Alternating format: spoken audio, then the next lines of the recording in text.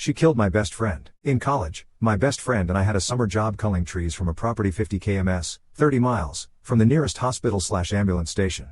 We both got the job at the same time and worked there for almost 3 summers in a team of 5 guys. We were all very skilled with equipment and had been through extensive training. 2 of the guys on the team were professional arborists. We had all the gear, but as anyone with professional experience with chainsaws will tell you, unpredictable accidents can happen. On a late August morning we had just finished downing a 30-foot white pine and were in the process of removing the branches. My friend was working his way down the trunk when he hit a knot in an oddly formed branch and the chainsaw kicked, and due to the admittedly awkward position he was in, sliced into a seam between his chaps and his belt. The blood started flowing immediately and everyone stopped. While the others stabilized him, I ran to get my car, knowing in any case we'd have to drive. While trying to control the bleeding, we loaded him into the back seat of my car and I started driving as fast as I could towards the nearest hospital. 10/50 kms, and we got cell coverage and arranged a place to meet the nearest ambulance.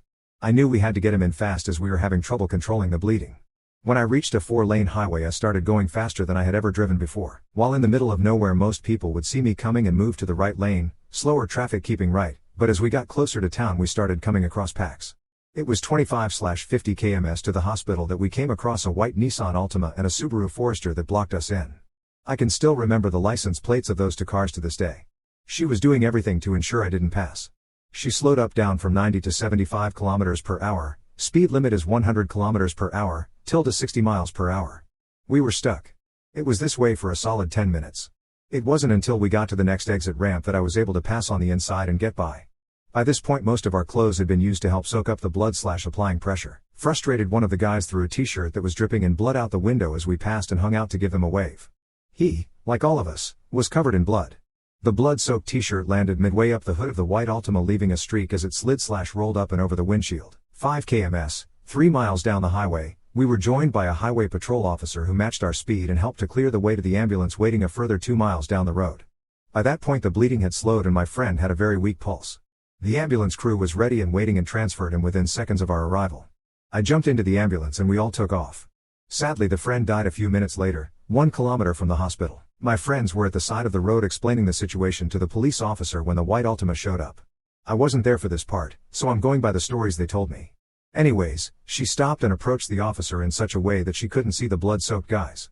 She was shouting about dangerous driving and going to kill someone, yada yada yada.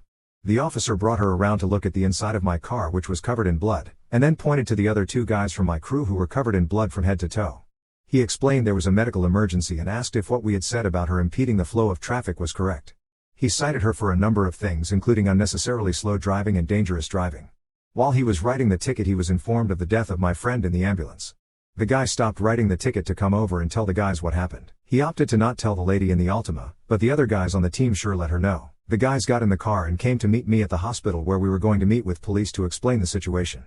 On the way they passed the Subaru Forester, which had been stopped by another officer. Your best bet is to get out of the way if you can. While the driver behind you may just be an asshole, it may also be someone with a medical emergency, a partner in labor, a child having a diabetic attack, or a tree surgeon bleeding to death. In any case, letting them past you doesn't affect you in any way and may save a life. These scenarios aren't likely, but they also aren't impossible. It ultimately comes down to how you decide to process the situation. If you want to operate on the default mode of assuming you're right and everyone else is wrong, you're going to have a terrible time functioning in society. Lines, traffic, call centers, and dealing with big business or government will always seem tedious to you. On the other hand, if you can view the world from a more understanding perspective, you'll be able to relax and stop being such a dick. Have a good life.